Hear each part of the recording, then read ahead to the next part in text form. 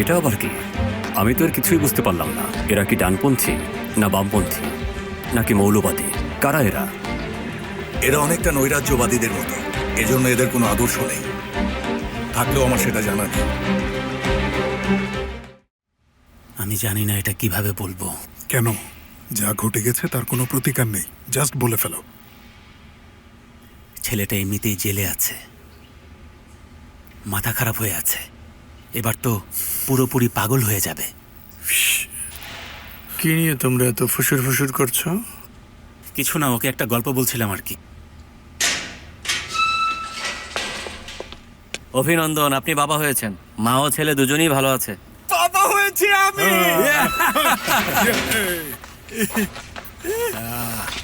সাবাস ভাই, অভিনন্দন। ধন্যবাদ ভাই। অভিনন্দন। তো বাবা অবশেষে আপনি দাদা হয়ে গেলেন।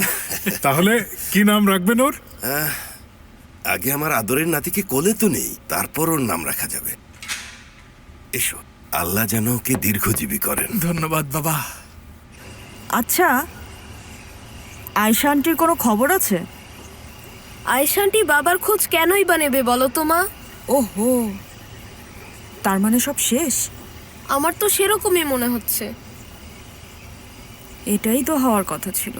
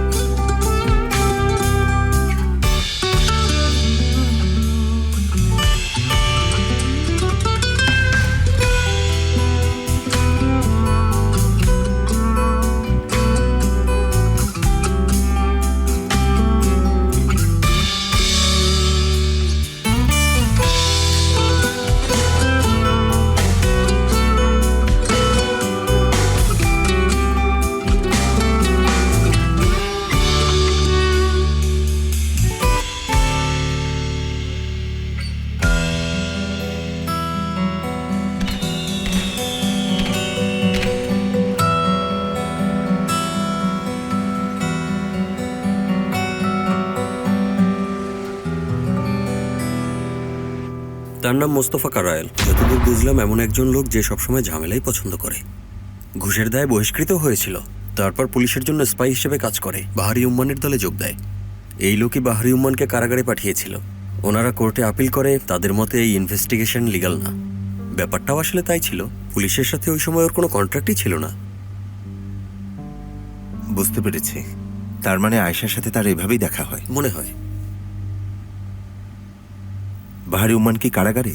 হ্যাঁ, শোনো, দুইজন লয়ার তার কেস থেকে সরে এসেছে। এখন হালদুন নামে এক লোক কেসটা হ্যান্ডেল করছে। মজার ব্যাপার হলো সেও সরে আসতে চায়। তাকে খুঁজে বের করো, দেখি কেন সরে আসতে চায়।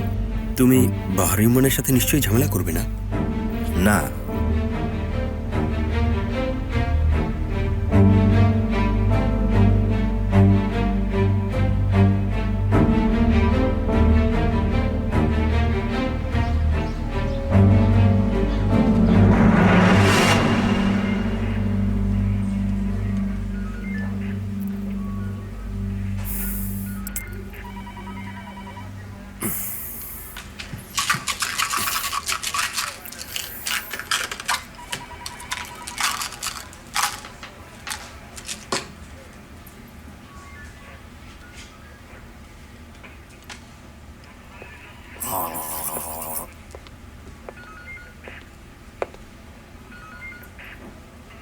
কি মনে হচ্ছে গাড়ির সাথে ধাক্কা খেয়েছো? গাড়ির সাথে যদি লেগে থাকতে পারতাম। গতকাল স্কুলের ঘটনাটা তুমি হ্যান্ডেল করেছিলে, তাই না? এরকমই কিছু একটা হয়েছিল। যারা এটা করেছে তারা জানে তুমি হ্যান্ডেল করেছো। প্রতিশোধ নিতে চায় তারা।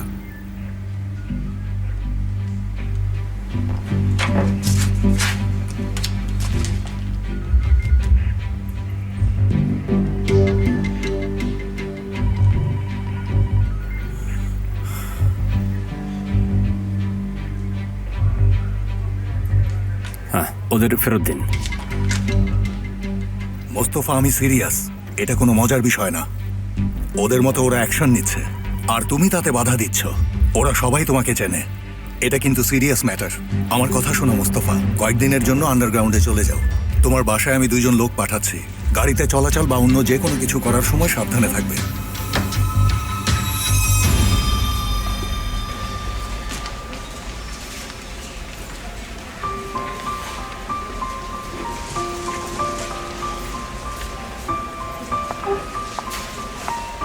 সঙ্কুল, সদরুদ্দিন,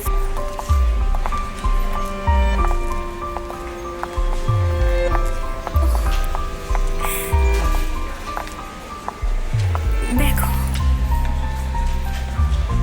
সোনা আমার, দাঁড়াও দাঁড়াও, আস্তে আস্তে। জান আমার। দেখো, আলতো করে ধরো সদরুদ্দিন।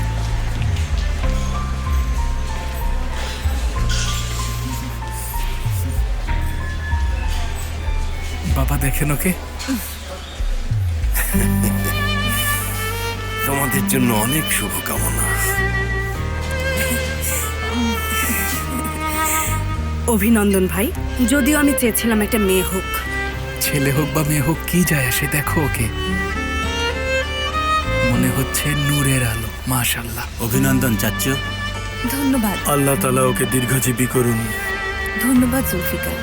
তোমরা সবাই জলদি বের হও, আর কিছু চাই না আমি। আয়শা কখন আসলে? গতকাল এসেছি বাবা। মোস্তফা নিয়ে এসেছে। কি তোমার কি এখনো মোস্তফার সাথে যোগাযোগ আছে? না, সেরকম কিছু না, জাস্ট একটা ভুল বোঝাবুঝি হয়েছিল, এই আর কি। সাবধান।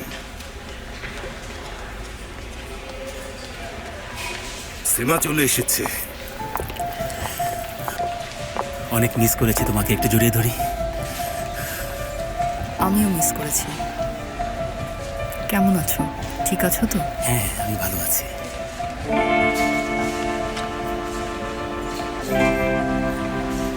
এসে গেছে সে। ওরে বাবুটা।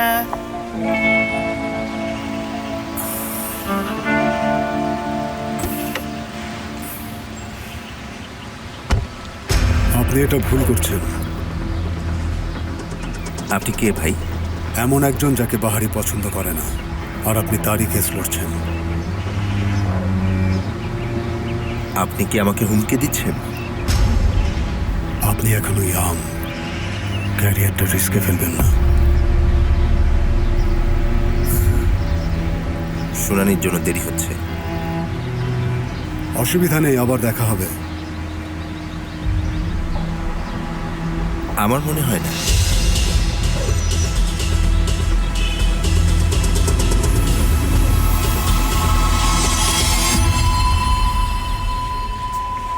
অনেক কিউট, মাশাআল্লাহ। কংগ্রাচুলেশন।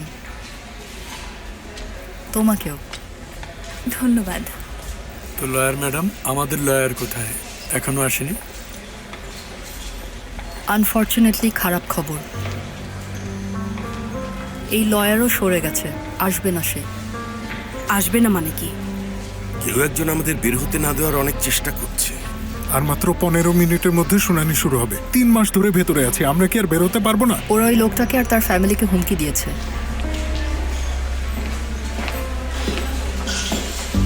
কেমন আছেন?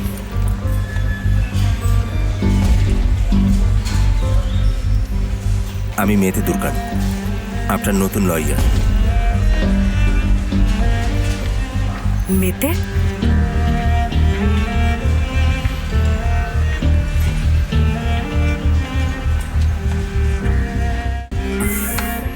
কারা এরা?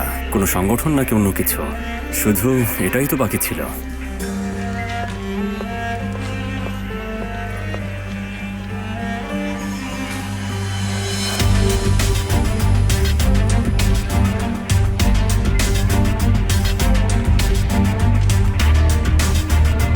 পৃথিবীর রাজাদের হিসাব নিকাশের সময় ঘনিয়ে এসেছে। আমরা জানি আপনি কে, আমরা জানি আপনি কতটা রক্ত ঝরিয়েছেন। আপনারা দানব ছাড়া কিছুই নন, যারা শান্তির কথা বলে মানুষকে ধোঁকা দেন। আপনার হিসাব নিকাশের দিন ঘনিয়ে এসেছে। 18 নভেম্বর পর্যন্ত অপেক্ষা করুন, আবার দেখা হবে।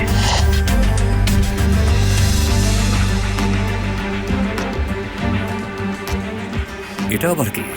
আমি তো এর কিছুই বুঝতে পারলাম না। এরা কি ডানপন্থী না বামপন্থী নাকি মৌলবাদী? কারা এরা? এরা অনেকটা নৈরাজ্যবাদীদের মতো, এজন্য এদের কোনো আদর্শ নেই। থাকলেও আমার সেটা জানা নেই।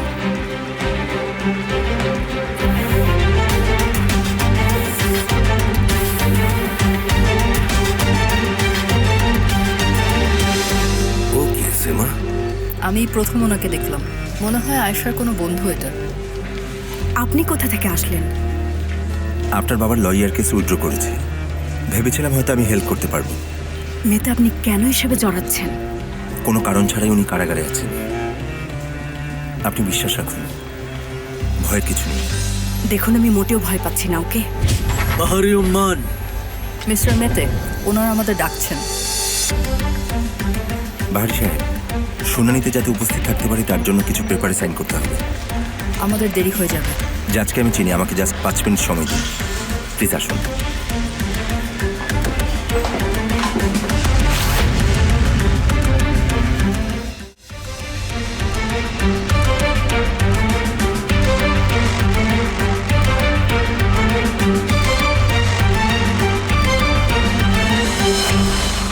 এটা হলো আহমেদ মোস্তফা কারায়াল নামক উইটনেসের স্টেটমেন্ট, যার উপর ভিত্তি করে এই ইনভেস্টিগেশন করা হয়েছিল, যাকে একজন রাষ্ট্রীয় কর্মকর্তা হিসেবে নেওয়া হয়েছিল।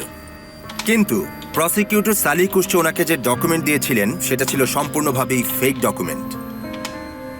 অর্থাৎ আহমেদ মোস্তফা কারায়াল যেহেতু সেই সময় কোনো সরকারি কর্মকর্তা ছিলেন না, তাই অভিযোগগুলো ভিত্তিহীন রয়ে গেছে।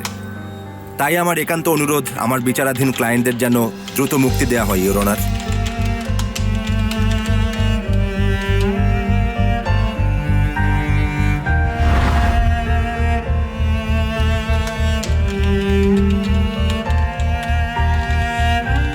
আজকের যথাযথ সিদ্ধান্ত, বাদ পড়া জিনিসগুলো পূরণের জন্য আসামিদের আত্মপক্ষ সমর্থনের কথা বিবেচনায় নিয়ে অপরাধের ধরন পরিবর্তন হওয়ার কারণে আসামিদের মুক্তি দেওয়া এবং আটক না করেই বিচার করার সিদ্ধান্ত নেওয়া হলো।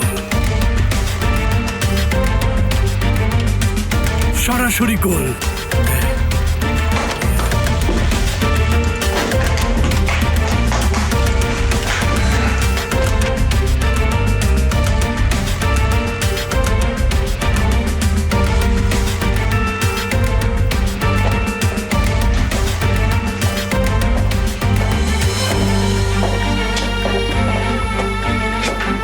ধন্যবাদ আপনাকে। My pleasure.